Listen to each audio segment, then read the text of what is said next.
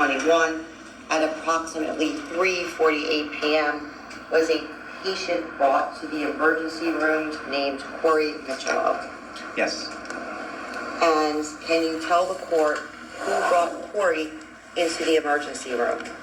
Gregor. And ultimately, did you learn the relationship of Gregor and Corey? Yes. And can you tell the jurors what the relationship was? Gregor is Corey's father, and Corey is Chris's son. And where were you when you first saw Mr. Gregor with Corey? I was in the waiting room. I was speaking to another patient at the time. I'm right near the door, speaking to another patient. I did not hear any commotion. I did not hear any urgent sound that would redirect my attention. A registrar came up to me and said, "Bill, you have to look at this." So I went over to Corey, and he was in the arms of Chris at the waiting room entrance, or just past the waiting room entrance near the desk. Now, the first time that you observed the defendant with Corey, can you explain to the jurors the position of Corey in relation to the defendant? Corey was over, Corey was in Chris's arms. His arms were over Chris's shoulders. His legs were dangling. His arms did not look like they had much movement to them. His legs did not look like they had much movement to him. His head was rested on Chris's shoulder. His head was his face was difficult to visualize. So when I first approached them, I knew that something was concerning, but I couldn't see everything I needed to see. So I was depending on Chris to convey a sense of urgency or unwellness that I did not get from him at first. It was more of a clinical description of what was going on, and I did not immediately feel I had to rush them back. I definitely knew it was concerning, but I needed just a little more information. If I saw Corey's face right away, it would have been much easier, but Corey's face was on Chris's shoulder. So the first time that you made this observation, that would be, the two of them would have been in the lobby area. Yes. And did you approach the defendant in the lobby area of the emergency room? Yes. And what immediate observations were you able to make of Corey in the lobby area? So I went over to them, and I was splitting my attention between Chris and Corey. But what I could tell was that there wasn't a lot of spontaneous movement from Corey. He was not really moving on his own. He appeared to have a lack of tone to his muscles, and there was a lot of support coming from Chris in keeping him in the position that he was in. Did you speak to the defendant in the lobby area of the emergency room? Yes. And would this be a practice or a common practice to engage in something like that? Yes. And can you tell the jurors what the defendant said? Chris told me that, he introduced himself, who he was the father, the son, and he told me that this was around 3, nearly 4 p.m. He told me that earlier in the day, around 9 a.m., his son was dropped off to him, was with his mother the night before. He did tell me that the patient was at Jersey Shore University Hospital and had a workup and was discharged. And just a side note, once you hear that, less than 12 hours later, like maybe he's not that sick, so I need more information, so talk more. So Chris told me that earlier that morning he was appeared loopy, very drowsy, and he put him to bed. And later in the afternoon, Corey continued to be loopy and drowsy. And when all that time passed, and he was still fatigued and not himself. Probably didn't have nothing to eat. He probably didn't feed him. So that's what he told me. After you made your initial observations and you spoke to the defendant, can you tell the jurors what you did next regarding Corey's care? Can you repeat the question again? I'm sorry. I said after you made your observations in the lobby and spoke to the defendant, what did you do next regarding Corey's care?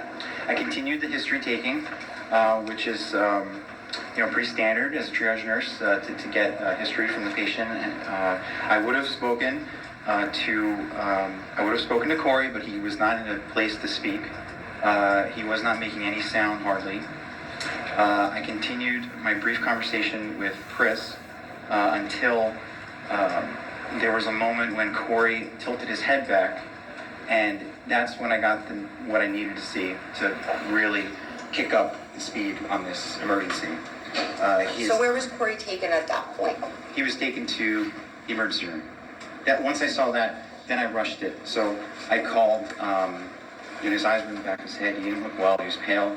I called the charge nurse immediately after that, and then I got a room, and being that Chris was holding him well, I didn't waste time getting a stretcher or a wheelchair. I said, hey, you okay to go to the ER? He goes, yes, and we went to the ER, to room 6, the emergency room. What room did you go to in the emergency room? Room 6. And while you were in room 6 of the emergency room, can you tell the jurors who else came into that room? So, but I already alerted help, so they were waiting for me. In that room was various emergency nurses and our ER physician and patient care tech. And what, if anything, did the defendant say while you were in room 6? At that time, now that as a triage nurse, my role was to get them to help, get the patient to help. So at that time, I focused more on Corey than the conversation with Chris. But that's because that our ER physician was speaking with Chris, getting essentially what I just got from Chris. He basically reiterated the story, how he was loopy and tired all day, and how he felt concerned that he didn't kind of shake out of that. So he brought him into the emergency room. He told him about the Jersey Shore hospital visit the night before, but it was more. I was working on Corey at the time. Okay. And what, if anything, did you do regarding the treatment of Corey? It's strange how a parent can do something to their kid and then try to go get them some help. Ain't that something? Whatever happened, whatever Corey did, not Corey, that's his son name. Whatever the father, Christroper, did to Corey, he probably, whatever he did to him, it seemed like why he take him to the hospital. He was knowing what he was doing to him mentally, but it seemed like he took out what his mom did to him on his son. See, right here it say he was charged with first-degree murder for the death of his 6-year-old son. Now, the things that he was doing to his son, I'm saying, why is he want to take him to the hospital to get him to see about? I just don't understand that. Why would they do something to the child and then you try to take him to the hospital and see what's, try to get him some help. To me, you trying to tell the child something that this would have happened to you. You almost died. But this what could happen if you don't do what I say do. Y'all tell me what y'all think in the comment section. This is the treadmill man, who did certain things and, anyway, let's go. So we placed him on the heart monitor. Before that, we took off his clothes. That's when I noticed the bruise in his chest. And we still had to act quickly. So we put the heart monitor on him. I got an IV, drew blood from him, while the rest of the team was doing their various roles, including our physician who was talking to Chris. What was the defendant's demeanor while you were in room 6? While we were in room 6 was similar to when I first interacted with him in the waiting room. It was just, I would say it was a clinical aspect in that he was describing what was going on without much more difference than anyone else would, regardless of their role with the person. So he was conveying the information, but there wasn't much more than that. And after you drew blood from Corey, where did you go after that? Well, Corey required a lot of attention, so we still had an emergency room to run. So Look how he's in that video, man. Like he's so interested. What happened to his son in that video?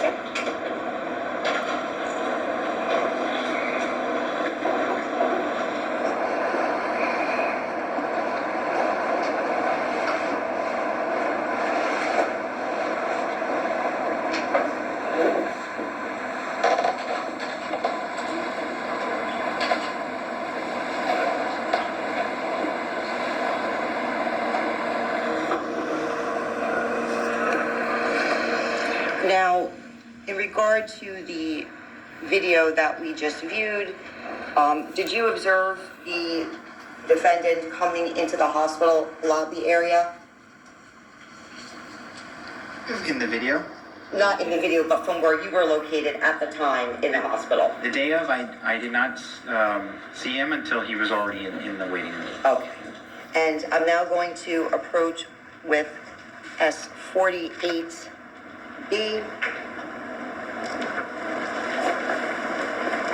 And do you recognize this? Yes, And can you tell us what that is? that's a CD. And what is contained on that CD? A video of hospital security footage from that day, April 2nd. Okay, and you reviewed the contents of this. Yes, And this is a following video from the video that we just saw, being S48A. yes, He'll be jealous of his own And are son. you depicted in this video? I am. And are you familiar with the location of the video? Yes. Your Honor, permission to move into evidence and publish. Any objection? Seeing none, there's 48B in evidence. Thank you.